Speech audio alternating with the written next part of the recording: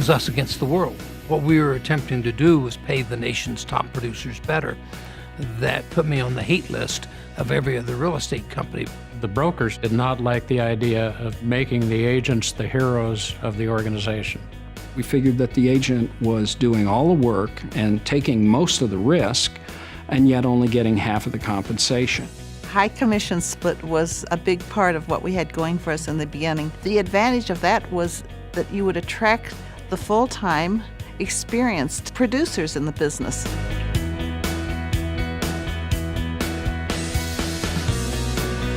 REMAX has always been that pioneer. We basically taught agents how to promote themselves.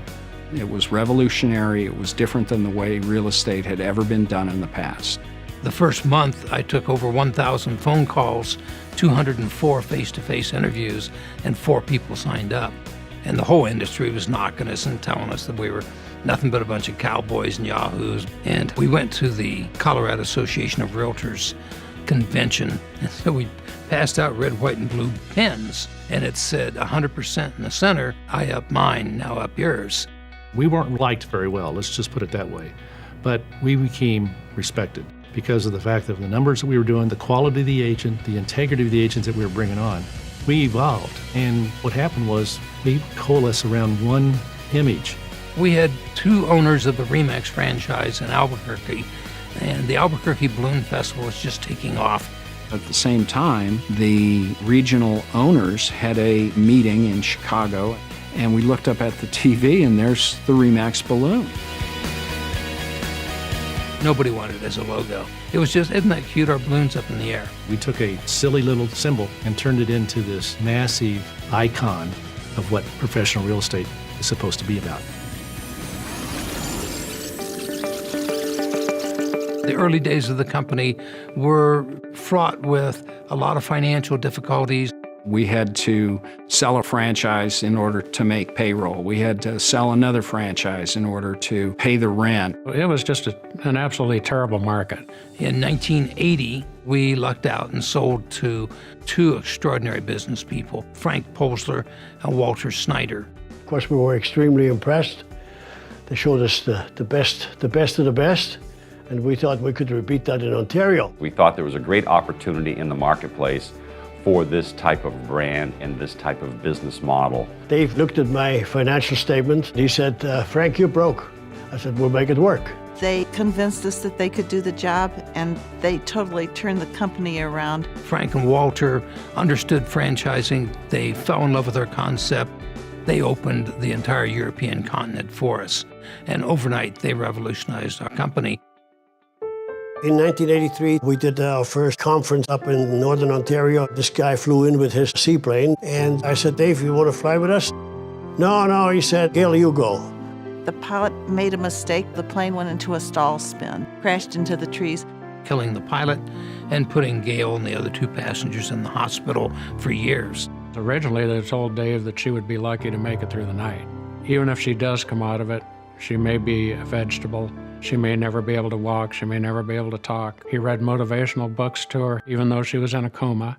And the doctor said, son, she can't hear you. He said, I'm going to keep talking to her, and I'm going to sleep here, and I'm going to be with her until she gets well. When she finally went into the rehabilitation center after she got out of the coma, they said that her hopes of ever walking were not very good. And she looked at the doctor and she said, I will walk out of here. I can remember her appearing at the convention, this frail 95-pound, head-shaved wisp of a woman in a wheelchair. And she stood up in that wheelchair and waved with her other arm in a sling. Not a dry eye in the place. That she wouldn't let it take her down. And I think that ignited all of us to work even harder and harder.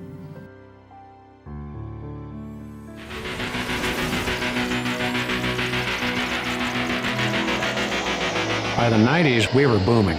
At our 20th anniversary, we'd reached 30,000 agents. And at that point, we really started to become a factor in the country. The agent number meant market share, meant market presence, meant advertising dollars.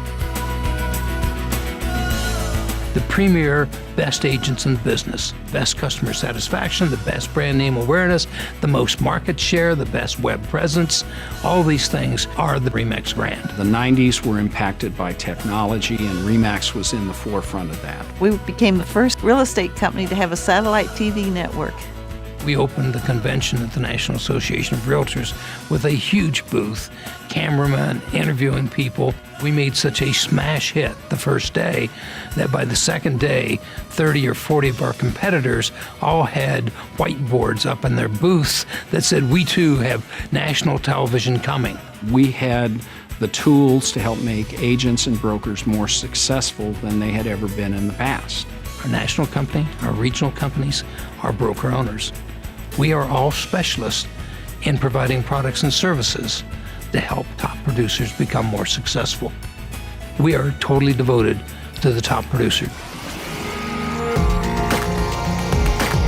By the time 2000 rolled around, REMAX was the significant player in the real estate industry in all of North America. We went from country to country and started seeing the immediate success. We were established. We were the go-to company. We had a national presence in the media. It was inevitable we'd become number one. REMAX survived the difficult markets for the same reason that we prospered in the very good markets. We said, batten down the hatches. This is going to be the toughest one we've ever seen.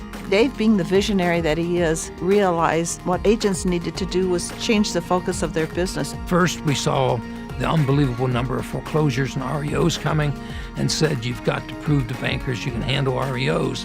It's going to be the business we have. We started teaching the CDPE course and pushed the short sales. We went to Fannie, Freddie, FDIC, Treasury, and HUD.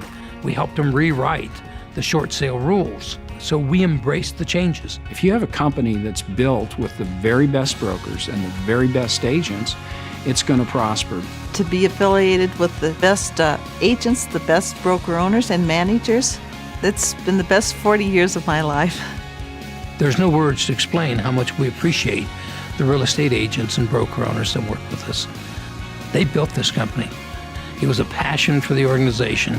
It was an absolute love for the people at REMAX, and we never lost our focus.